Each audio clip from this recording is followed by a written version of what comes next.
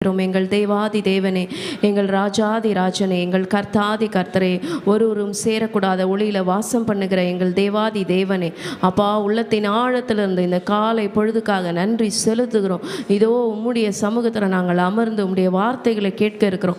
தேவனாகிய கர்த்தர் தாமே எங்களோடு கூட நீர் பேசுவீராக, எங்களுடைய ஆத்துமாக்களை உயிர்ப்பிப்பீராக, எங்களை பலப்படுத்துவீராக, எங்களுடைய கண்களை ஆண்டவரை திறப்பீராக. உம்முடைய சமூகத்தில் இந்த நேரத்தை நாங்கள் ஒப்புக் கொடுக்கிறோம். பேசுகிறது நான் அல்ல ஆண்டவரே, நீர் பேசுவீரார். இயேசுவின் ரத்தம் ஜெயம், இயேசுவின் நாமத்தில் பிதாவே, ஆமென். கர்த்தர் தாமே உங்களை ஆசீர்வதிப்பாராக. நாம் தயவுசெய்து அமரலாம். இந்த காலை வேளையில் இரட்சகராக இயேசு கிறிஸ்துவின் நாமத்தினால உங்கள் ஒவ்வொருவருக்கும் வாழ்த்துதலை தெரிவித்துக் கொள்கிறேன். இன்றைக்கு ஒரு புதிய நாளை கர்த்தர் நமக்கு கட்டளையிட்டு இருக்கிறார். புதிய நாள், புதிய நன்மை, புதிய கிருபைகளினால் நம்மை நடத்துவாராக. ஆமென். இன்றைக்கு நாம் இந்த 1 பேதுரு 3ஆம் அதிகாரத்திற்கு செல்வதற்கு முன்பாக சில காரியங்களை பேதுரு அப்போஸ்தலரை குறித்து பார்த்துவிட்டு இந்த அதிகாரத்துக்குள்ளே ஒரு சின்ன ஒரு ரீகேப். பேதுரு அப்போஸ்தலரை குறித்து நமக்கு தெரியும். 3 pillars ஆஃப் த சர்ச் என்று சொல்லுகிற அந்த 3 பில்லர்ஸில் ஒருவராக அவர் இருக்கிறார். பேதுரு, யாக்கோபு, யோவான் என்று 3 பேர் இருக்காங்க இல்லையா? ஆண்டவருக்கு ரொம்ப பிரியமானவங்க. அதில் இவரும் ஒருத்தர். இந்த பேதுருக்கு கேபா என்று ஒரு பேரும் இருக்கிறது நமக்கு தெரியும். இந்த பேதுருவை குறித்து யோசித்தோமானால், அதாவது ஒவ்வொரு மனுஷனிடத்துலையும் ஒரு சிறப்பான அம்சமும் இருக்குது. அவர்களிடத்துல இவங்களா இப்படி பண்ணிட்டாங்க அப்படிங்கிற மாதிரி ஒரு காரியமும் இருக்குது. அதில் சிறப்பான அம்சம் என்ன அப்படின்னா, தேவனாகிய கர்த்தர் அவரை குறித்து ஒரு ஸ்டேட்மெண்ட் சொல்லியிருக்கார். என்னன்னா, ஜனங்க என்ன யாருன்னு சொல்கிறாங்கன்னு சொல்லி ஆண்டவராக இயேசு கிறிஸ்து கேட்கும்பொழுது பேதுரு வண்டர்ஃபுல்லாக ஒரு ஸ்டேட்மெண்ட் சொல்லியிருப்பார். என்னன்னா, Jesus Christ the son of living God என்று சொல்லியிருப்பார். அதாவது தேவனுடைய குமாரனாகிய கிறிஸ்து இவர் தான் அப்படின்னு. அப்போ ஆண்டவர் சொல்லியிருப்பார், பரலோகத்தில் இருக்கிற தேவன் தான் உனக்கு இதை வெளிப்படுத்தியிருக்கிறார். இது மனுஷீகத்தில் இருக்கிற உங்களுக்கு இதை வெளிப்படுத்தியது நிச்சயமாக தேவன் தான் என்று பேதுருவை குறித்து அவர் ஒரு இடத்துல ப்ரைஸ் பண்ணியிருப்பார். ஆனால் அதே பேதுருவை அதே அதிகாரத்தில் பார்த்தீங்கன்னா அப்பாலை போ சாத்தானேன்னு சொல்லியிருப்பார். அது மாத்திரம் இல்லை, நமக்கு தெரிந்தபடி அவர் 3 முறை ஆண்டவராக இயேசு கிறிஸ்துவை ஒரு சூழ்நிலை வரும்பொழுது, ஒரு நெருக்கம் வரும்போது, ஒரு பாடு வரும்பொழுது அவர் மறுதளித்ததை குறித்தும் நம்மளால் பார்க்க முடிகிறது. கடைசியாக அவருடைய சூழ்நிலை என்னவாக மாறுகிறது என்றால், நீரோ என்று சொல்லப்படுகிற ஒரு மன்னன் அவருடைய மரணத்துக்கு காரணமாக அமைகிறான். இதுதான் நம்ம பேதுரு அப்போஸ்தலர் பற்றி ஒரு ஷார்ட்டான ஒரு காரியம். இப்போ இன்றைக்கு இந்த அதிகாரத்துக்குள்ளே நம்ம போகிறோம். இந்த அதிகாரத்துக்கு நம்ம ஒரு தலைப்பு கொடுக்கலாம், டூ குட் ஃபார் ஈவில். அதாவது தீமைக்கு நன்மை செய்யுங்கள். தீமைக்கு நன்மை செய்யுங்கள், டூ குட் ஃபார் ஈவில். இது சொல்கிறதுக்கு வேணால் ரொம்ப ஈஸியாக இருக்கலாம், சுலபமாக இருக்கலாம். ஆனால் இதை கடைப்பிடிக்கிறது மிக மிக கடினமான ஒரு காரியம். சரி, நம்மளுடைய வாழ்க்கையில் எல்லாமே ஸ்மூத்தாக, அதாவது எல்லாம் சீராக, எல்லாம் சிறப்பாக, ஒரு பிரச்சனை இல்லாமல், ஒரு பாடு இல்லாமல் எல்லாம் போயிட்டு இருந்துச்சுன்னா நம்மளோட நினைவு எப்படி இருக்குன்னா, ஓகே, ஆண்டவர் நம்ம கூட இருக்கார், ஆண்டவர் நம்மளுக்கு எல்லாம் நல்லதாக பண்ணுறாரு, ஓகே, நம்ம ஆண்டவரை ப்ரைஸ் பண்ணலாம், ஆண்டவரை துதிக்கலாம், நம்ம ஜெபிக்கலாம், நம்ம ஆண்டவருக்காக செய்யலாம் அப்படின்னு நமக்கு தோணுது. இதுவே அப்படியே ரிவர்ஸில் போகுதுன்னா, ஒருவேளை நமக்கு பிரச்சனை வந்தா, ஒருவேளை நமக்கு பாடு வந்தா, ஒருவேளை நமக்கு நிந்தை வந்தா, அவமானம் வந்தா, நம்ம ஆண்டவரை துதிப்போமா? நம்ம ஆண்டவருடைய சமூகத்தில் இருப்போமா? இதை தான் இன்றைக்கு இந்த அதிகாரத்திலேருந்து நாம் தெரிந்து கொள்ள போகிறோம். சஃபரிங்க்கு நடுவில், பிரச்சனைக்கு நடுவில், அவமானத்துக்கு நடுவில் நம்ம எப்படி கிறிஸ்தவர்களாக வாழறது?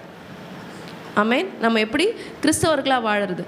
இந்த அதிகாரத்தில் நம்முடைய விசுவாசத்தை நாம் எப்படி தற்காத்து கொள்ளுகிறது என்கின்ற காரியங்கள் கொடுக்கப்பட்டிருக்கிறது. அதாவது நம்முடைய திருமணத்தில் விசுவாசத்தை எப்படி காத்துக்கொள்ளுகிறது, நம்மளுடைய ரிலேஷன்ஷிப், நமக்கும் மீதி பேருக்கும் நடுவில் இருக்கிற உறவுகளில், இந்த உறவுகளின் மத்தியில் நம்ம விசுவாசத்தை எப்படி காத்துக்கொள்ளுகிறது, அதே போல் துன்பத்தின் நடுவில் நம்ம விசுவாசத்தை எப்படி காத்துக்கொள்ளுகிறது, இதை நம்ம பார்க்க போகிறோம். சென்ட்ரல் தீம், இந்த அதிகாரத்தினுடைய மைய கருத்து என்னன்னா, தீமைக்கு நன்மை செய்யுங்க. அதுதான் பேதுரு அப்போஸ்தலர் சொல்லியிருக்காரு. அது மாத்திரம் இல்லை, இந்த தீமைக்கு நன்மை செய்யணும் அப்படின்னா சாதாரணமாக செய்ய முடியாது.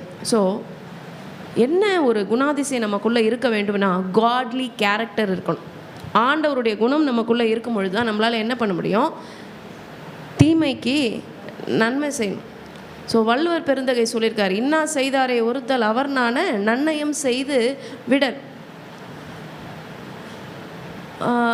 அடுத்தது, ஆண்டவரை நம்ம விசுவாசிக்கும் பொழுது இந்த காரியத்தெல்லாம் நம்மளால் செய்ய முடியும். நம்ம ஆண்டவரை முழுசாக விசுவாசிக்கும் பொழுது அவர் நமக்குள்ள காட்லி கேரக்டர் வரும்.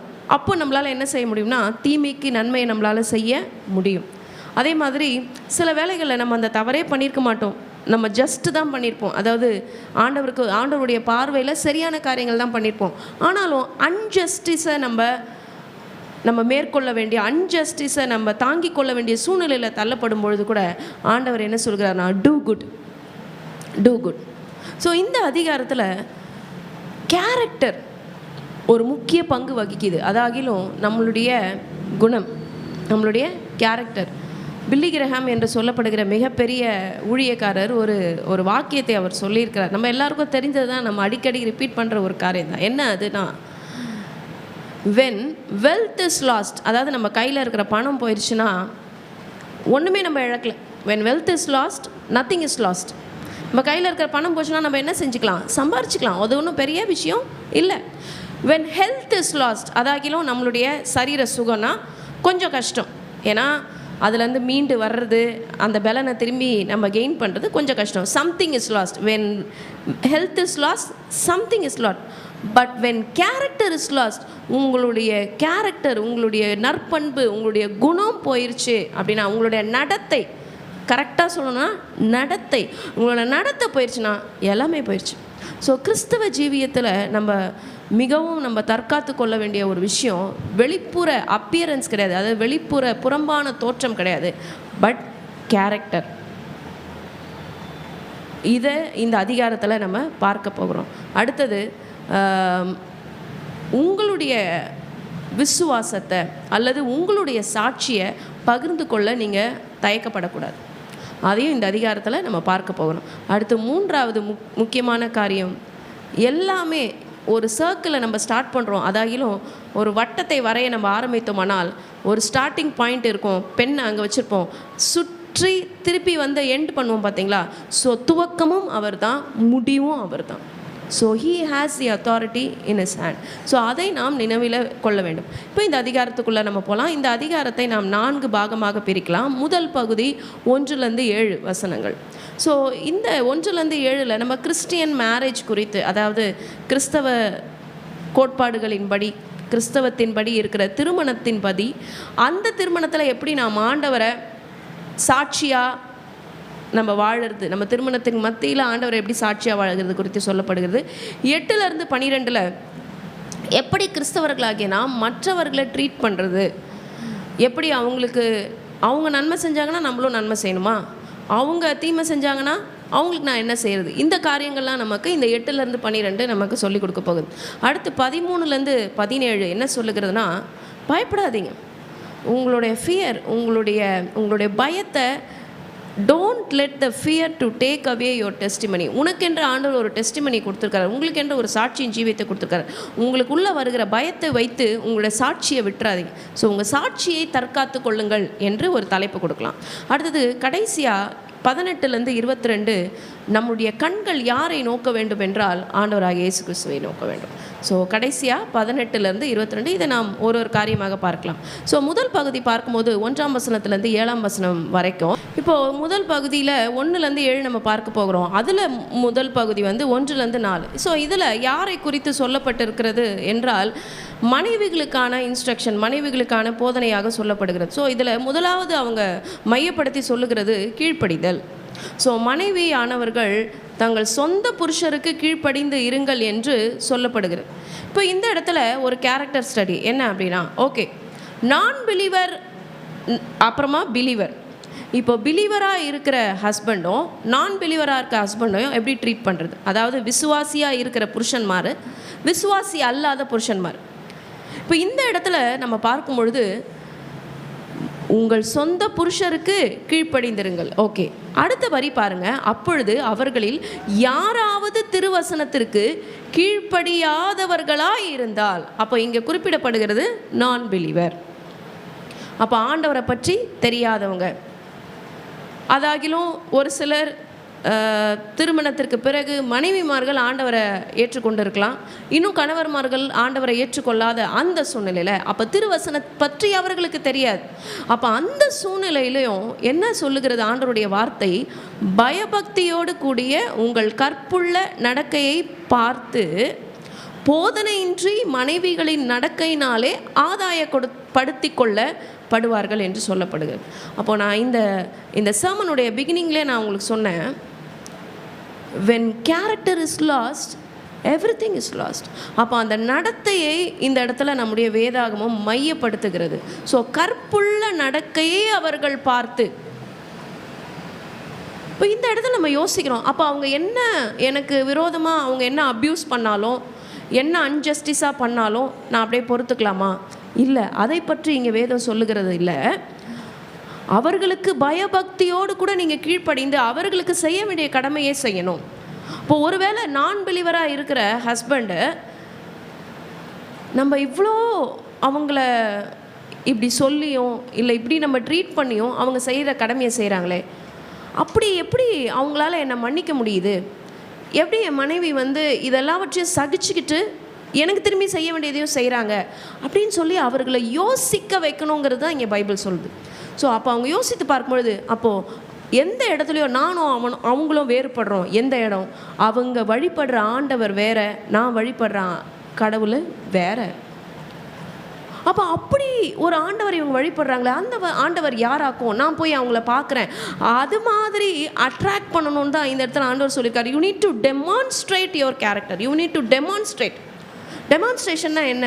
ஒரு விளக்கம், செய்முறை விளக்கம், எழுத்து விளக்கம் கிடையாது, செய்முறை விளக்கம். அப்போ நம்மளுடைய கண்டக்டை, நம்மளுடைய கற்புள்ள நடக்கையை அந்த டெமான்ஸ்ட்ரேட் பண்ணி பார்க்கும்பொழுது தான், வித்தவுட் டீச்சிங், அவங்க வாயை திறந்து வசனத்தை சொல்லாமல் நீங்கள் இந்த மாதிரி நடந்துக்கோங்க அந்த மாதிரி நடந்துக்கோங்கன்னு சொல்லாமல் போதனையின்றி என்ன அந்த காரியத்தில் நடக்கும் என்றால், மனைவிகளின் நடக்கையினாலே ஆதாயப்படுத்தி கொள்ளப்படுவார்கள். இப்போ இந்த இடத்துல பிரைமரியாக அடுத்த வசனம் சொல்லுகிறது, மயிரை பின்னி பொன் ஆபரணங்களை அணிந்து உயர்ந்த வஸ்திரங்களை உடுத்தி கொள்ளுதலாகிய புறம்பான அலங்கரிப்பு உங்களுக்கு அலங்காரமாக இராமல். இப்போ இந்த இடத்துல அவுட்வர்ட் அப்பியரன்ஸை குறித்து பைபிளில் சொல்லப்பட்டிருக்கிறது. நம்ம நிறைய வேலைகளில் நம்ம அவுட்வர்ட் அப்பியரன்ஸ்க்கு ரொம்ப அதிகமாக முக்கியத்துவம் கொடுப்போம். அவுட்வர்ட் அப்பியரன்ஸ் ஓகே, நம்ம ஒரு வெளியில் போகும்பொழுது ஒரு கண்ணியமான உடை நம்ம போடணும், வெளியில் போகும்பொழுது பிறர் நம்மளை மதிக்கிற மாதிரி இருக்கணும், ஆள் பாதி ஆடை பாதி என்று நம்ம தமிழில் சொல்லுவோம் இல்லையா? அதை பற்றி இங்கே இந்த இடத்துல சொல்லலை. பட் மிஞ்சி மிகவும் அதுக்கு அதிகமாக முக்கியத்துவம் கொடுக்கறது. ஸோ டெக்கரேஷன் பற்றி இங்கே சொல்லப்பட்டிருக்கிறது. ஸோ மயிரை பின்னி பொண்ணு ஆபரணங்களை அணிந்து உயர்ந்த அஸ்திரங்களை உடுத்தி கொள்ளுகிறதாகிய புலம்பான அலங்கரிப்பு. அப்போ க்ளோத்திங், ஜுவல்லரி, ஹேர் அப்பியரன்ஸு, இது பிரைமரி அல்ல. அப்போ எது பிரைமரி என்ற ஆண்டவருடைய வசனம் சொல்லுகிறது? அழியாத அலங்கரிப்பாக இருக்கிற சாந்தம், அமைதல், அந்த ரெண்டு காரியம். ஸோ ஹோலினஸ், கேரக்டர், ஃபெய்த், இதுதான் ஒரு கிறிஸ்தவ பெண்களுக்கு இருக்க வேண்டிய மூன்று மிக முக்கியமான காரியங்கள். நம்மளுடைய ட்ரெஸ்ஸிங் அவரை மகிமைப்படுத்துகிற மாதிரி இருக்கணும். ஸோ நம்மளுடைய ஹோலினஸ், நம்மளுடைய பரிசுத்தம், நம்மளுடைய கேரக்டர், அதாவது நம்மளுடைய நடத்தை, நம்மளுடைய விசுவாசம், இது மூன்றை நாம் காத்துக்கொள்ள வேண்டும். இது சொல்லப்பட்டிருக்கிறது. சாந்தமும் அமைதலும் உள்ள ஆவியாகிய இருதயத்தில் மறைந்திருக்கிற குணமே. இந்த 1-7 வரைக்கும் அந்த கேரக்டரை பற்றி, அந்த குணத்தை குறித்து, நடத்தையை குறித்து தான் மறுபடியும் காரியங்கள் வருகிறது. இங்கே ஒரு எக்ஸாம்பிள் நம்மளுக்கு சொல்லப்பட்டிருக்குது. அந்தபடியே சாராள் ஆபிரகாமை ஆண்டவன் என்று சொல்லி அவனுக்கு கீழ்ப்படிந்திருந்தால் நீங்கள் நன்மை செய்து ஒரு ஆபத்துக்கும் பயப்படாது இருந்தீர்களானால் அவளுக்கு பிள்ளைகளாய் இருப்பீர்கள். சாராள் விசுவாசத்தின் தாய். இப்போ அவர்களை குறித்து இந்த இடத்துல சொல்லப்படுகிறது. ஸோ எக்ஸ்டர்னல் பியூட்டி பார்த்தோம்னா ஹியூமனை அட்ராக்ட் பண்ணும். ஓகே, எக்ஸ்டர்னல் பியூட்டி யார் அட்ராக்ட் பண்ணோம்? மனுஷால் அட்ராக்ட் பண்ணும். ஆனால் இன்டர்னல் பியூட்டி என்ன பண்ணும் தெரியுமா? ஆண்டவரிடத்துலேருந்து அப்ரூவல் ஆண்டவர் கிராண்ட் பண்ணுவார்.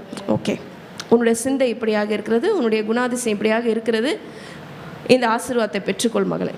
ஸோ எப்படி ஒரு மேக்னெட் சுற்றி இருக்கிற இரும்பை அது அட்ராக்ட் பண்ணுதோ, அப்போ உள்ளே இருக்கிற கேரக்டர், காட்லி கேரக்டர் முதல்ல யார் அட்ராக்ட் பண்ணுதுன்னா தேவனை அட்ராக்ட் பண்ணுது. ஆமென். கர்த்தர் தாமே இந்த வசனத்தின்படிக்கு வாழ்வதற்கு கர்த்தர் நமக்கு உதவி செய்வார். ஸோ ஆண்டவராகிய இயேசு கிறிஸ்துவை பார்க்க வேண்டும். அதுதான் இந்த வசனங்களில் நம்ம கற்றுக்கொள்ளுகிற ஒரு காரியமாக இருக்கிறது. ஸோ சாராள் விசுவாசத்தின் தாயாக இருக்கிறாங்க. அவங்கள பற்றி சொல்லியிருக்காங்க, அவங்க எப்படி கீழ்ப்படிந்தாங்களோ நீங்களும் கீழ்ப்படிங்க.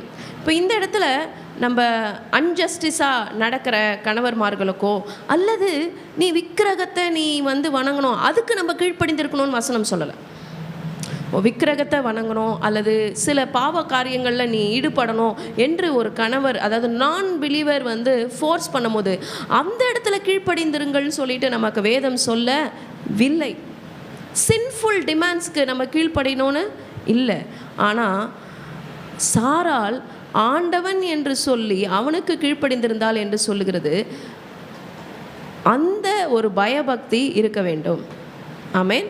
இப்பொழுதும் அடுத்தது கணவர்மார்களுடைய ரெஸ்பான்சிபிலிட்டிஸை குறித்து நம்ம பார்க்கலாம்.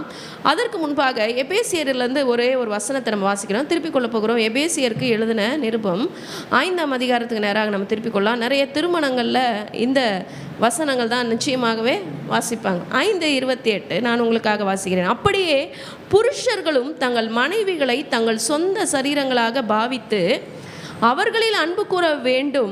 தன் மனைவியில் அன்பு கூறுகிறவன் தன்னில் தானே அன்பு கூறுகிறான் என்று சொல்லப்படுகிறது. ஸோ புருஷர்மார்களுக்கு கர்த்தர் கொடுத்த ஒரு கமாண்ட், ஒரு கட்டளை என்ன அப்படின்னா, மனைவியை என்ன செய்யணுமா? அன்பு கூறணும், தன் சொந்த சரீரமாக பாவிக்க வேண்டும் என்று சொல்லப்படுது. இப்போ நம்ம இந்த அதிகாரத்துக்கு நம்ம வருவோம். இதில் சொல்லப்படுகிறது 7ஆம் வசனத்தில், மனைவியானவள் பலவீனமான பாண்டமாக இருக்கிறபடினால் உங்கள் ஜபங்களுக்கு தடை வராதபடிக்கு. அப்போது பிலீவர், அப்போ பிலீவராக இருக்கிற ஒரு ஹஸ்பண்ட், பிலீவராக இருக்கிற விசுவாசியாக இருக்கிற ஒரு கணவர்மார், அவர் ஜபிக்கும் பொழுது அவருடைய ஜபத்துக்கு தடை வராதபடிக்கு அவர் என்ன செய்ய வேண்டுமா?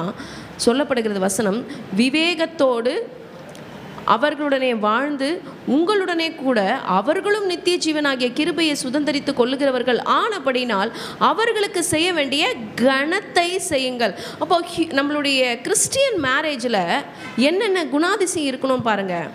அண்டர்ஸ்டாண்டிங் நடுவில் மெயினாக இருக்கணும், புரிந்து கொள்ளுது. Next honour. இங்கே பைபிளில் சொல்லப்பட்டு நம்ம இது வரைக்கும் பார்த்துருக்கோம், கணவனை மனைவி கனம் பண்ண வேண்டும் என்று சொல்லப்பட்டிருக்குது. ஆனால் இந்த இடத்துல பாருங்கள், அவர்களுக்கு செய்ய வேண்டிய கணத்தை செய்யுங்கள் என்று புருஷன்மார்களையும் பைபிள் சொல்லுது, கணம். ஸோ இந்த இடத்துல ஹானரிங் ஈச் அதர்ஸ் வேல்யூ, இவர்களுக்குள்ளே இருக்கிற ஒரு வேல்யூ இவருக்குள்ளே இல்லாமல் இருக்கலாம், இவங்களுக்குள்ளே இருக்கிற ஒரு வேல்யூ இவர்களுக்குள்ளே இல்லாமல் இருக்கலாம். So we need to honour both side. So domination சொல்லப்படுகிறது. டாமினேஷன் இல்லை, கிறிஸ்டியன் மேரேஜில் டாமினேஷன் இருக்கக்கூடாது. அதற்கு பதில் என்ன இருக்க வேணுமெனா ஹானர், அண்டர்ஸ்டாண்டிங், சாக்ரிஃபைஸ். அஃப்கோர்ஸ் நம்மளுக்குள்ளே பல தியாகங்கள் இருக்கிறது. புருஷன்மார்கள் என்ன செய்வாங்க? ரொம்ப அதிகமான நேரம் அவங்களுடைய வேலை ஸ்தலத்தில் வேலை செய்யக்கூடிய ஒரு சூழ்நிலைக்கு தள்ளப்படுவாங்க. ஸோ இதெல்லாம் எதை குறிக்குது? அவங்க சாக்ரிஃபைஸ் பண்ணுறாங்க தன்னுடைய ஃபேமிலிக்காக, அவங்க தங்களுடைய ஃபேமிலியோட வெல்பீயிங்காக, என் குடும்பம் நல்லா இருக்கணும், என் பிள்ளைகள் நல்லா இருக்கணும்னு அவங்க சாக்ரிஃபைஸ் பண்ணுறாங்க. இப்போ அடுத்தது மியூச்சுவல் சப்மிஷன். 2 பேரும் ஒரே நிலையில் இருக்க வேண்டும். ஸோ இதுதான் இந்த கிறிஸ்டியன் மேரேஜ் பற்றி. இப்போ அடுத்தது how Christian should treat others. அது மற்றவர்களை நான் எப்படி ட்ரீட் பண்ணுறது என்கின்ற காரியங்கள் தான் இந்த 8ஆம் வசனத்துலேருந்து 12ஆம் வசனம் வரைக்கும் சொல்லப்படுது. இதில் சொல்லப்பட்டிருக்கிற முக்கியமான காரியம், நம்ம ஒரே மனசாக இருக்கணும். எப்படி? we need to have one mind. அடுத்தது சகோதர அன்பு, பிரதர்லி லவ் நம்மளுக்குள்ளே இருக்கணும். இதுதான் இங்கே சொல்லப்பட்டிருக்குது. நீங்கள் எல்லோரும் ஒருமனப்பட்டவர்களாயும் இரக்கம் உள்ளவர்களாயும் சகோதர சிநேகம் உள்ளவர்களாயும் மன உருக்கம் உள்ளவர்களாயும் இணக்கம் உள்ளவர்களாயும் இருந்து. இணக்கம் என்றால் நம்மளும் அவங்கள ரெஸ்பெக்ட் பண்ணோம், அவங்களும் நம்மளை ரெஸ்பெக்ட் பண்ணணும். ஸோ இதுதான் இந்த இடத்துல கொடுக்கப்படுது. ஆனால் பல நேரத்தில் நம்ம யோசிப்போம், இல்லையே நான் அவங்களுக்கு கொடுக்க வேண்டிய, அவங்களுக்கு செய்ய வேண்டிய காரியங்களை செய்கிறேன், ஆனால் இன் ரிட்டர்ன் எனக்கு அது வரலையே. அப்படி நம்மளுடைய இருதயம் யோசிக்கும் பொழுது அதற்கு தான் கர்த்தர் சொல்லுகிறார், தீமைக்கு தீமையை கொடுக்காதீங்க.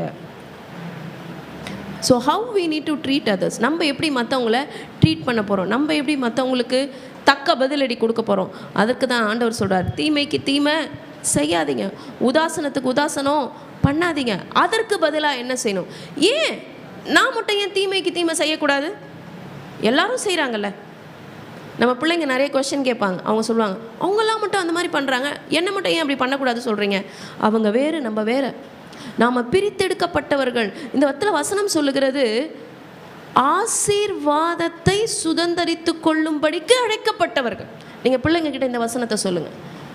ஆசீர்வாதத்தை சுதந்தரிக்கும்படிக்கு நீங்கள் அழைக்கப்பட்டிருக்கப்பா, அதனால தான் நீ இந்த மாதிரி செய்யக்கூடாது.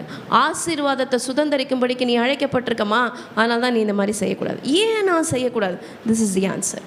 அப்போ தீமைக்கு தீமை, உதாசனத்துக்கு உதாசனம் நம்ம சரி கட்டக்கூடாது.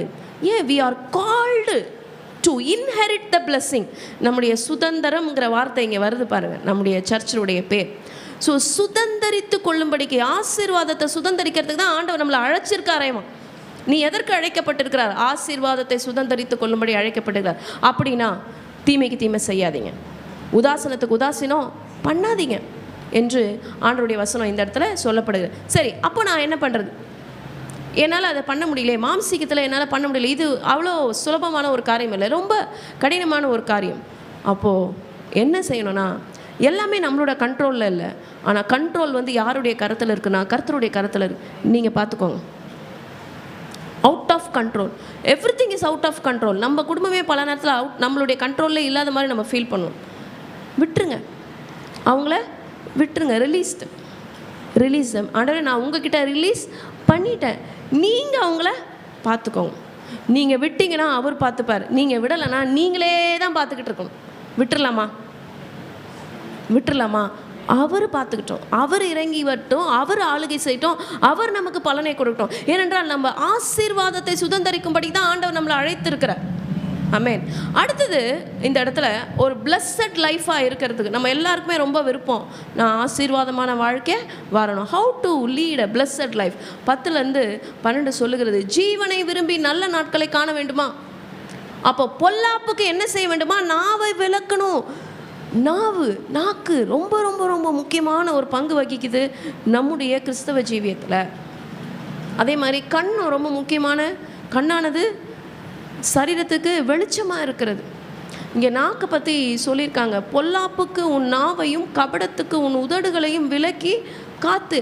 அப்படி விலக்கி காத்தோம்னா நம்மளுடைய நாட்கள், நல்ல நாட்களை நம்மளால் பார்க்க முடியுமா? ஹவ் வண்டர்ஃபுல்லாக இந்த வசனம் பிளஸட் லைஃபுக்கு ஆண்டவர் இங்கே சொல்லியிருக்காரு. ஏன்னா நாவினால் லைஸ், பல நேரத்தில் பொய்கள் கூறுகிறது, மேனிப்புலேஷன், ஆட்டி படைக்கிறது. நீ இதை பண்ணல, நான் இதை பண்ணுவேன்னு சொல்லி ஒரு மனிதனை, ஒரு மனுஷியை கண்ட்ரோல் எடுக்கிறது பேர் தான் மேனிப்புலேஷன். இதெல்லாம் எப்படி செய்கிறாங்கன்னா நாவினால் செய்கிறாங்க. அடுத்தது ஏமாற்றுறதை எப்படி ஏமாற்றுறாங்க? வஞ்சகமாக பேசி ஏமாற்றுறாங்க. இது எல்லாமே எதை வச்சு தான் ரன் ஆகுது?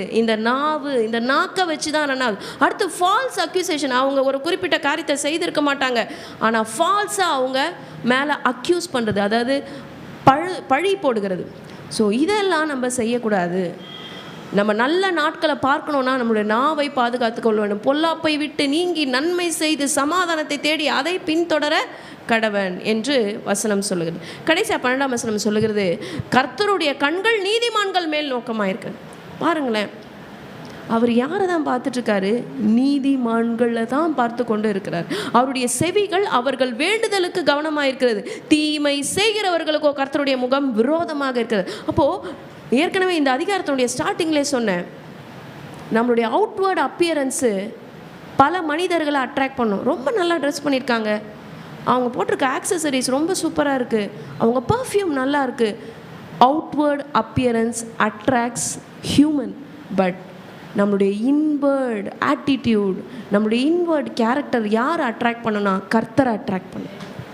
இங்கே சொல்லப்பட்டிருக்கிறது, கர்த்தருடைய கண்கள் நீதிமான்கள் மேல் நோக்கமாக இருக்கிறது. அப்போ அவருடைய கண்கள் நம்ம மேலே வரணும்னா நம்ம நிச்சயமாக நீதிமானாக நடந்து கொள்ள வேண்டும். அடுத்த பகுதி, do not let your fear to take away the testimony. ஆண்டவர் உங்களுக்கு என்று ஒரு சாட்சியின் ஜீவியத்தை கொடுத்துருக்காரு. நீங்கள் ஏன் பயப்படுறீங்க? நீதி நிமித்தம் பாடு அனுபவிங்க. நீதி நிமித்தமாக நீங்கள் பட்டால் பாக்கியவான்களாக இருப்பீர்கள் என்று வசனம் சொல்லுகிறது. ஸோ அவர்களுடைய பயமுறுத்தலுக்கு நீங்கள் பயப்படாமலும் கலங்காமலும் இருந்து கடைசி வரைக்கும் நான் ஆண்டவருக்காக ஜீவிப்பேன், நான் ஆண்டவரை மறுதளிக்க மாட்டேன், ஆண்டவருக்காகத்தான் வாழ்வேன் என்று நம்ம நிர்ணயம் பண்ணி கொள்ளுவோம். சூழ்நிலைகள் மாறுகிறது, காலம் மாறுகிறது, கடைசி காலத்தினுடைய கடைசி மணித்துளிகளில் நம்ம வாழ்ந்து கொண்டிருக்கிறோம். எப்படி நாம் கிறிஸ்துவ ஜீவியத்தில் வாழ வேண்டும் என்றால், ஆண்டவர் சொல்கிறாரு, நீ பயமுறுத்தலுக்கு பயப்படாமலும் கலங்காமலும் இருந்து. 15ஆம் வசனம், இதான் ஹைலைட்டான வசனம். கர்த்தராகிய தேவனை உங்கள் இருதயங்களில் பரிசுத்தம் பண்ணிக்கொள்ளுங்கள் என்று சொல்லப்படுகிறது. ஆமேன். இது அடுத்தது கடைசியாக சொல்லுங்க, மை ஹோப். உங்கள் ஹோப் எங்கேருந்து வருது? உங்கள் நம்பிக்கை எங்கேருந்து வருது? உங்கள் சூழ்நிலை நல்லா இருந்தால் உங்களுக்கு நம்பிக்கை நல்லாயிருக்கும். உங்கள் சூழ்நிலை பொய்த்து போனால் உங்கள் நம்பிக்கை போயிடுமா? இல்லை. உங்கள் சூழ்நிலையை பார்த்து உங்களோட நம்பிக்கையை ப்ளேஸ் பண்ணாதீங்க. கர்த்தர் மேலே உங்கள் நம்பிக்கையை ப்ளேஸ் பண்ணுங்க. கர்த்தர் மேலே உங்கள் நம்பிக்கையை வைங்க.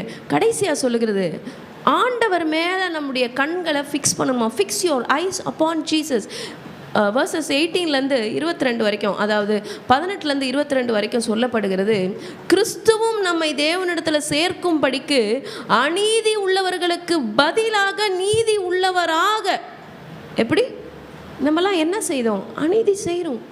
நமக்கு பதிலாக நீதி உள்ளவராக அவர் பாவங்களின் நிமித்தம் ஒரே தரம் பாடுபட்டார்.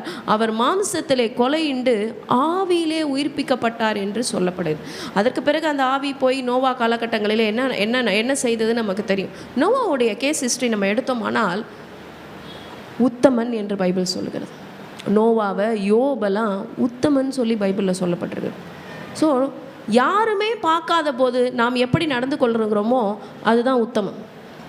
மற்றவங்க பார்க்கும்போது நடந்து கொள்கிறத யாருமே பார்க்கல, பூமி எங்கும் என்னுடைய கண்கள் உலாவி கொண்டிருக்கிறது கர்த்தர் சொல்கிறார். யாருமே பார்க்காத வேளையில் நாம் எப்படி நடந்து கொள்கிறோம்.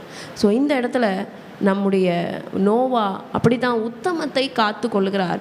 தேவனும் நம்ம சொல்கிறாரு. எப்படி, ஏன் அவர் உத்தமத்தை காத்து கொண்டார்னா, அவர் மனிதர்களை பார்க்கல, சூழ்நிலையை பார்க்கல, சந்தர்ப்பங்களை பார்க்கல. He fixed his eyes upon Jesus. அவருடைய கண்களை ஆண்டவர் மேலே வைத்தார். அதனால தான் அவரால் உத்தமத்தை பார்த்து கொள்ள முடியுது. ஐயோ, ஆண்டவர் என்ன பார்க்குறாரு, ஆண்டவர் என்ன பார்க்குறாரு, ஆண்டவர் என்ன பார்க்குறாரு என்று அவர் மேலே கண்களை வைத்ததுனால தான் அவர் தன்னுடைய உத்தமத்தை காத்து கொண்டார். ஸோ இங்கே சொல்லுகிறது, கிறிஸ்துவின் மேலே நம்முடைய நம்பிக்கையை நம்ம வைப்போம். கிறிஸ்துவுக்காக நம்ம வாழ்வோம். தீமைக்கு தீமை நம்ம செய்யாதபடிக்கு தீமைக்கு நன்மை சொல்லுவோம். Don't take revenge. தேவனாகிய கர்த்தர் வலது பாரிசத்தில் இப்போ நமக்காக வீற்றிருக்கிறார். தேவ தூதர்கள், அதிகாரங்கள், வல்லமைகள் அனைத்தும் அவருக்கு கீழ்ப்படிந்து இருக்கிறது. இப்பேற்பட்ட 100% தேவகுமாரன், அவர் 100% மனுஷகுமாரன் இந்த உலகத்திற்கு வந்து மனு உருவாகி உங்களுக்காகவும் எனக்காகவும் சிலுவையில் கொலையுண்டு பாடுபட்டு உயிர்த்தெழுந்தார். அவர் உயிர்த்தெழுந்ததுனால தான் இன்றைக்கி கிறிஸ்தவமே. அவர் உயிர்த்து எழுந்தார். கர்த்தர் நம் ஒவ்வொருவரையும் ஆசீர்வதிப்பாராக. இப்போ நம்ம அப்படியே எழுந்து ஆண்டவருடைய சமூகத்தில் நம்ம ஒப்பு கொடுக்க போகிறோம். We are going to ask for God's strength. இந்த வசனத்தை பேசுகிறது ரொம்ப எளிமையாக இருக்குது. ஆனால் இந்த வசனத்தின்படி வாழுகிறது ரொம்ப ஒரு கடினமான காரியமாக இருக்கிறது. எப்படி நம்மளால் வாழ முடியும்? எப்படி நம்மளால் வாழ முடியும்? தீமைக்கு தீமையை செய்யாமல் தீமைக்கு நன்மையை மாத்திரம் செய்யுங்கன்னு சொல்லி பைபிளில் நம்ம இன்றைக்கி பார்த்தோமே. ஆண்டவருடைய வசனம் இப்படியாக சொல்லுகிறது, நம் ஒவ்வொருவருக்குள்ளேயும் ஆண்டவர் நற்கிரியையே தொடங்கியிருக்கார். அந்த நற்கிரியை தொடங்கினவர் அவரே தான் முடிப்பார். முடிவு பரியந்த நம்மை நடத்துவார். இதுவரைக்கும் நடத்தின தேவன் உங்களை நடத்த அவர் வல்லவராய் இருக்கிறார். ஆண்டவருடைய சமூகத்தில் நம்மை நாம் ஒப்பு கொடுப்போம். அவரை நோக்கி நாம் பார்ப்போம்.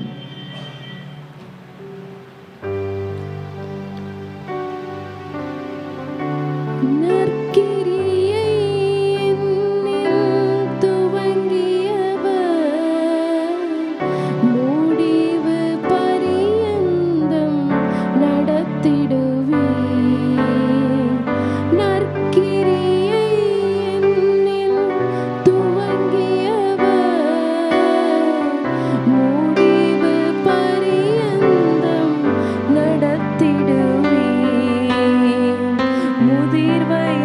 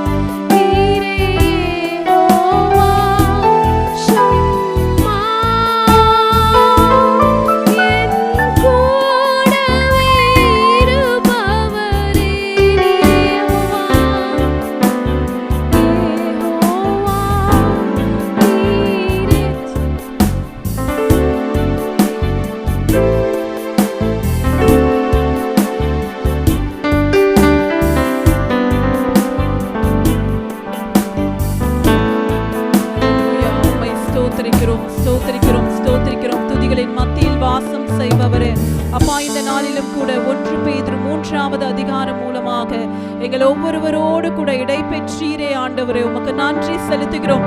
இப்பொழுதும் பரிசுத்த ஆவியானவரே, எங்க மத்தியில நீங்க அசைவாட போவதற்காக நன்றி ஆண்டவரே. இயேசுவின் ரத்தம் ஜெயம், இயேசுவின் நாமத்தினால் பிதாவே, ஆமென். 1 பேதுரு 3வது அதிகாரம் வசனங்கள் 14 மற்றும் 15. நீதியின் நிமித்தமாக நீங்கள் பாடுபட்டால் பாக்கியவான்களாய் இருப்பீர்கள். அவர்களுடைய பயம்புறுத்தலுக்கு நீங்கள் பயப்படாமலும் கலங்காமலும் இருந்து கர்த்தராகிய தேவனை உங்கள் இருதயங்களில் பரிசுத்தம் பண்ணுங்கள். உங்களில் இருக்கிற நம்பிக்கையை குறித்து உங்களிடத்தில் விசாரித்து கேட்கிற யாவருக்கும் சாந்தத்தோடு வணக்கத்தோடும் உத்தரவு சொல்ல எப்பொழுதும் ஆயத்தமாயிருங்கள். இந்த இடத்துல பேதுரு சொல்றாரு, நீதியின் நிமித்தம் பாடுபடுகிறவர்கள் பாக்கியவான்கள் என்று வசனம் சொல்லுகிறது. நாமும் கூட அநேக நேரத்துல இப்படிப்பட்ட பாடுகள் நிமித்தம் நாம் போய்கொண்டிருக்கலாம்.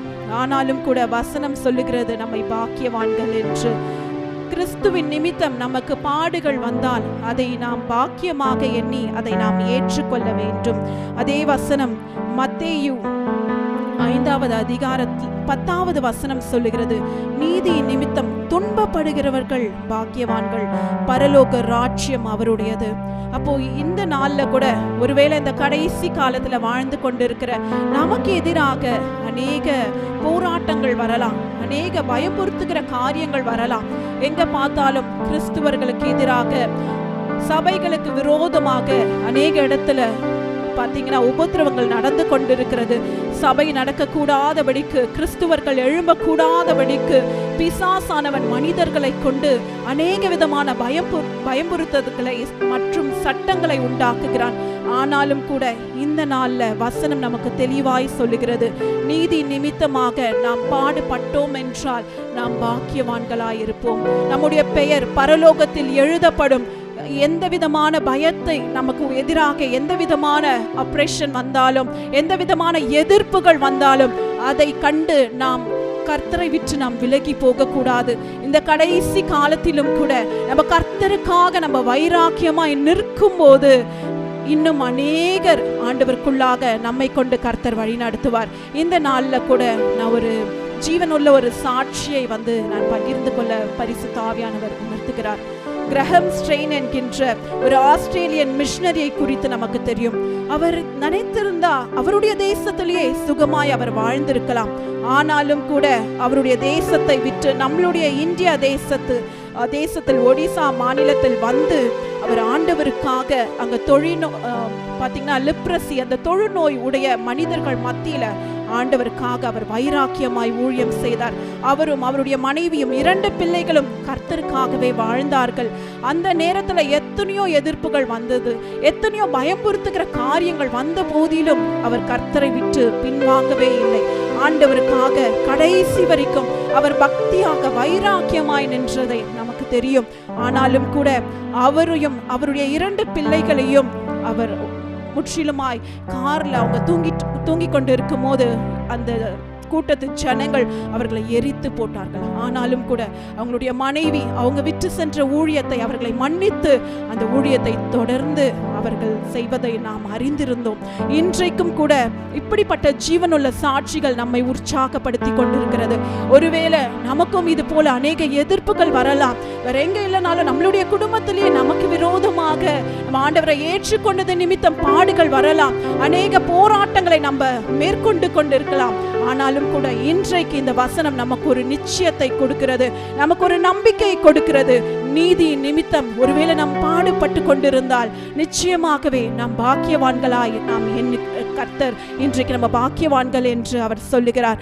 இந்த நாளிலும் கூட இன்னும் கூட ஆண்டவரே, நான் உமக்காக எல்லா பாடுகளையும் சகிக்க நான் ஒப்பு கொடுக்கிற ஆண்டவரே, இன்றைக்கு இதோ என்னுடைய கம்ஃபர்ட் ஜோன்ல இருந்து நான் வெளியே இனி நான் உமக்காக பக்தியாக வைராக்கியமாக இந்த கடைசி காலத்துல நான் திறப்பின் வாசலில் நின்று அழிந்து கொண்டிருக்கிற ஆத்துமாக்காக நான் பாரப்பட்டு உம்முடைய சுவிசேஷத்தை நான் சுமந்து கொண்டு நான் உம்முடைய வார்த்தைகளை நான் மற்றவர்கள் மத்தியில நான் பறைசாற்ற போகிறேன் என்ற ஒரு உறுதியோடு இந்த வேளையில நாம் தேவ சமூகத்துல நம்மை நாமே அர்ப்பணிப்போமா?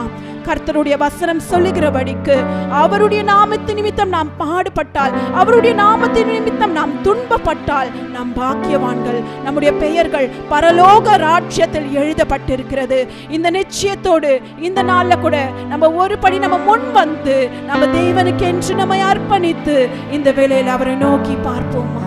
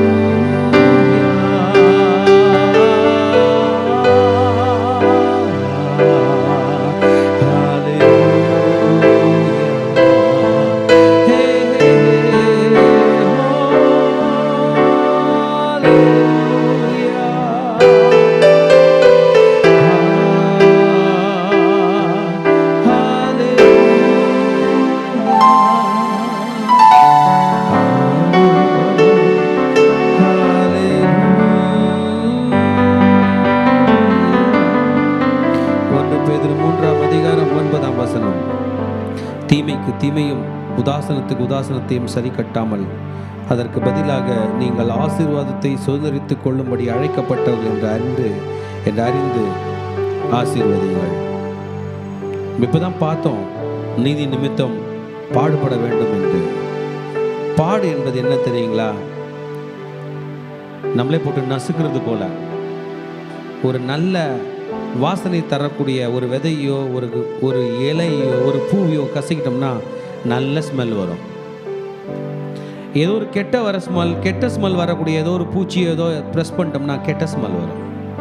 அன்னைக்கு கர்த்தர் நம்மளை, என் மகனே என் மகளே, நீ எவ்வளோ பாடுபட்டாலும் அது நன்மையை தான் வெளியே கொண்டு வருவேன். It should bring fragrance to that arena, to that area. அந்த இடத்துல இந்த கிறிஸ்தவன் பாடுபட்டான், அதனால ஒரு பெரிய பிரச்சனை வந்துச்சுல.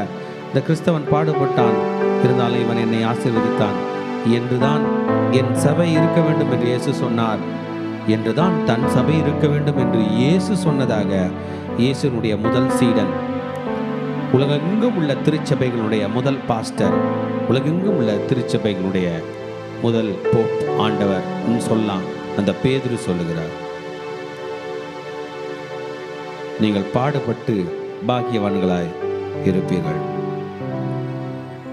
எதற்கும் பயப்படாதீர்கள், தீமைக்கு நன்மை செய்யுங்கள். இந்த இடத்தை விட்டு நம்ம போறதுக்கு முன்னாடி, என் பாடு என் பரிசுத்தத்தை மாற்றாது, என் பாடு என் உணர்ச்சிகளை மாற்றாது, என் பாடு நான் போகிற பாதையை மாற்றாது, என் பாடு நான் திறக்கிற ஆசீர்வாதத்தை மாற்றாது.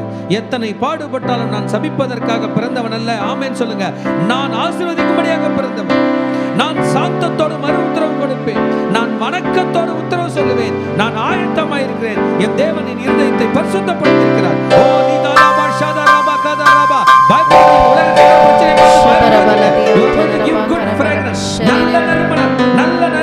என் மகனே உன் வாயிலே கர்த்தர் ஆசீர்வாதங்களை தருகிறார். நீ பயப்படாம பேசு. நீ கெட்டவர்களை திருத்தக்கூடிய பலன் கர்த்தர் உன் கையில் தருகிறார். என் மகனே நீ வாய் திறந்தால் அநேகர் ரட்சிக்கப்படத்தக்கதாக, சுகம் பெறத்தக்கதாக, ஆசீர்வதிக்கப்படத்தக்கதாக ஆசீர்வாதமான வார்த்தைகளை கர்த்தர் இந்த வாயிலே தருகிறார். பெற்றுக்கொள்ளுங்கள். அப்பா நான் பாடுபட்டாலும் ஆசீர்வதிப்பேன். நான் பிரச்சனையை அனுபவித்தாலும் நான் ஆசீர்வதிப்பேன். அப்பா என்னுடைய பிரச்சனைகள், பாடுகள், போராட்டங்கள் மத்தியிலே நான் நன்மையே பேசுவேன், நன்மையே பின்பற்றுவேன், நன்மைக்காகவே வாழ்வேன்.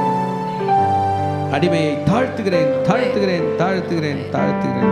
I will suffer for the things what is right, even when I am facing evil, even I am oppressed, even I am depressed. நான் எவ்வளோ பிரச்சனை இருந்தாலும் என் வாயில் ஆசீர்வாதம் தான் வரும். ஏனென்றால் நான் ஆசீர்வாதத்தை சுதந்திரிக்கும்படி அழைக்கப்பட்டேன். அர்ப்பணிக்கலாமா? தலைமையில கைகளை வைத்து நான் ஆசீர்வதிக்க பிறந்தவன். என்னோட கூட சேர்ந்து சொல்லுங்க, நான் ஆசீர்வதிக்க பிறந்தவன், நான் ஆசீர்வதிக்கப்படும்படி பிறந்தவன். என் வாயினாலே ஆசீர்வதிப்பேன். நான் சாந்தமாக இருப்பேன், அமைதியாக இருப்பேன். இன்றைக்கு 21ஆம் தேதி ஆகஸ்ட் மாதம் 2026ஆம் ஆண்டு. சாந்தத்தை நம்புங்க. சாந்தமாக இருந்தால் கூட ஜெயிக்கலான்னு பைபிள் சொல்லுது. அராஜகத்தோட இல்ல, கோபத்தோட இல்ல, மூர்க்கத்தோட இல்ல. அப்படி இருந்தா தோற்று விடும். சாந்தத்தோடு மாறுத்துரு சொல்லுவேன். Let the peace of God come upon us. Let the peace of God come upon us. Let the peace of God come upon us. தேவ சமாதானம் நம் இருதயங்களை ஆளுகை செய்வதாக. இயேசுவின் நாமத்தில் பிதாவே, கடைசி ஆசீர்வாதத்தின் நேராக கைகளை விரித்துக் கொள்ளலாம். ஈவரக்கா அடோனாய் வயீஷ் மரக்கா யாயே அடோனாய் பனவ் எலாக்கா விஹுனெக்கா ஈஷா அடோனாய் பனவ் எலாக்கா வயசம் லக்கா ஷாலோம், வயசம் லக்கா ஷாலோம். கர்த்தர் உன்னை ஆசீர்வதித்து காக்க கடவர். கர்த்தர் தன் முகத்தின் மேல் பிரகாசிக்க பண்ணி மேல் கிருபை இருக்க கடவர். கர்த்தர் தன் முகத்தின் மேல் பிரசன்னமாக்கி உனக்கு சமாதானம் கட்டளையிட கடவர். அல்லேலூயா சொல்லலாமா? அல்லேலூயா. தலைமையில கை வைக்கலாமா? ரட்சணம் என்னும் தலை சீராவை தலையிலே போட்டுக்கொள்கிறோம். செஸ்டில் நீதி என்னும் மார்கோசத்தை மார்பிலே தரித்துக் கொள்கிறோம். இடுப்பில் சத்தியம் என்னும் கச்சையை இடையிலே தரித்துக் கொள்கிறேன். காலில் சமாதானத்தின் சுவிசேஷத்திற்கு ஆயத்தம் என்னும் பாதரட்சியை கால்களிலே தொடுத்துக் கொள்கிறோம். ரைட் ஹேண்ட் ஆவியின் பட்டயமாகிய வேதவசனத்தை கையில் எடுத்துக்கொள்கிறோம். லெஃப்ட் ஹேண்ட் விசுவாசம் என்னும் கேடயத்தை கையில் எடுத்துக்கொண்டு பொல்லாங்கன நெய்யும் அக்கினி ஆஸ்திரங்களை அவித்து போடுகிறேன். சொல்லுமா? இயேசுவின் இரத்த கோட்டைக்குள்ளே நானும் என் குடும்பத்தார், என் சபையாரும், என் நண்பர்களும், என் பிள்ளைகளும் சந்தோஷத்தோடு, ஆரோக்கியத்தோடு, பாதுகாப்போடு, நோய் நொடி இல்லாமல், கடன் இல்லாமல் வாழ்வோம். சாத்தானின் கோட்டைகளை தகர்த்து அநேக கோடி ஆத்துமாக்களை இயேசுக்கென்று சொந்தமாக்குவோம். நாங்கள் எங்கள் பிள்ளைகளின் பிள்ளைகளையும் இஸ்ரவேலுக்கு உண்டாகும் சமாதானத்தையும் காண்போம். இயேசுவின் இரத்தம் ஜெயம். இயேசுவின் நாமத்தில் பிதாவே, ஆமென். Bless the Lord, oh my soul. Bless the Lord, oh my soul, and all that is within me. Bless His holy name. King of kings, forever and ever. Lord of lords, Forever and ever. King of kings, Forever and ever and King of kings and Lord of lords. ஆமென். 7 அல்லேலூயா சொல்லி ஆர்ப்பரித்து சந்தோஷமாய் போகலாமா? Hallelujah, hallelujah, hallelujah, hallelujah, hallelujah, hallelujah, hallelujah. இத்துடன் இந்த online morning tuition நிறைவடைகிறது. இதோட நம்ம அடுத்த வாரம் டியூஸ்டே நாம் சந்திப்போம். அது 25ஆம் தேதி ஆகஸ்ட் மாதம். கர்த்தர் உங்களை ஆசீர்வதிப்பாராக. ஷாலோம்.